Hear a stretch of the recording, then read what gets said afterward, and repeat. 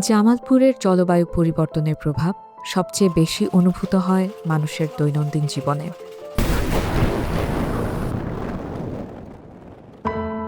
বন্যা, অনিয়মিত আবহাওয়া আর জ্বালানির সংকট অনেক পরিবার ও শিক্ষা প্রতিষ্ঠানের জন্য তৈরি করেছে নতুন চ্যালেঞ্জ।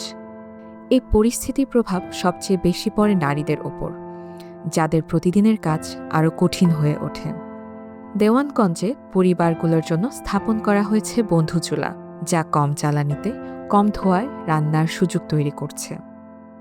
আগে যারা মহিলারা বন্ধু চুলা ছাড়া রান্না করতো, ঘরে ধোয়া হতো, বাচ্চাদের শ্বাস প্রশ্বাস, আমার বন্ধু চুলার একটা চিমনি আছে, চিমনির মাধ্যমে বাতাসে চালের উপর দিয়ে বাতাসে চলে যায়।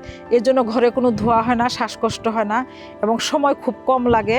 অন্যদিকে জলবায়ু ঝুঁকিপূর্ণ এলাকায় শিক্ষা কার্যক্রম ব্যাহত হচ্ছিল বিদ্যুতের সীমাবদ্ধতায়। বন্যার সময় বিদ্যুৎ খুব কম থাকে, যেহেতু আমাদের এটা চরাঞ্চল, আর বন্যায় জন্য রিস্ক থাকে, যার জন্য এখানে বিদ্যুৎটা কম থাকার জন্য আমাদের অনেক সমস্যা হইতো। আমরা রাতের বেলা বেশি সমস্যা হইতো। আগে হয়েছে কি, যে ক্লাস করতেই যখন বিদ্যুৎ চলে যেত তখন আমাদের মনোযোগ অন্যদিকে সরে যেত, ক্লাসে আর থাকতো না, কারণ আমাদের গরম লাগতো। ইসলামপুর ও দেওয়ানগঞ্জের কয়েকটি স্কুলে সৌর বিদ্যুৎ ব্যবস্থা চালু করা হয়েছে শিক্ষার্থীদের জন্য আরও সহনশীল পরিবেশ তৈরিতে।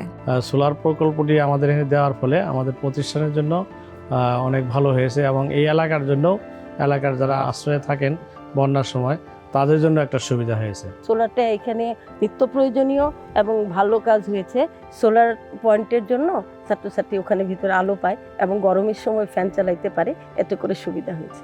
স্থানীয় কমিউনিটি, সিএসও এবং নারীদের অংশগ্রহণে গড়ে উঠছে স্থানীয় অভিযোজনের এই উদ্যোগগুলো।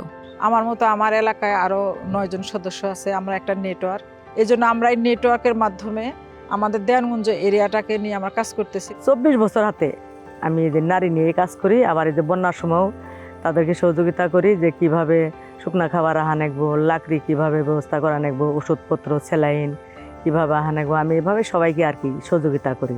ছোট ছোট এই উদ্যোগগুলো শুধু দৈনন্দিন কষ্ট কমাচ্ছে না, বাড়াচ্ছে নারীদের অংশগ্রহণ ও সহনশীলতা। জলবায়ু পরিবর্তনের চ্যালেঞ্জের মধ্যেও স্থানীয় মানুষ নিজের বাস্তবতা থেকেই তৈরি করছেন অভিযোজনের পথ। কারণ টেকসই সহনশীলতা গড়ে ওঠে তখনই যখন সমাধানের কেন্দ্রে থাকে কমিউনিটির মানুষ এবং স্থানীয় অভিজ্ঞতা।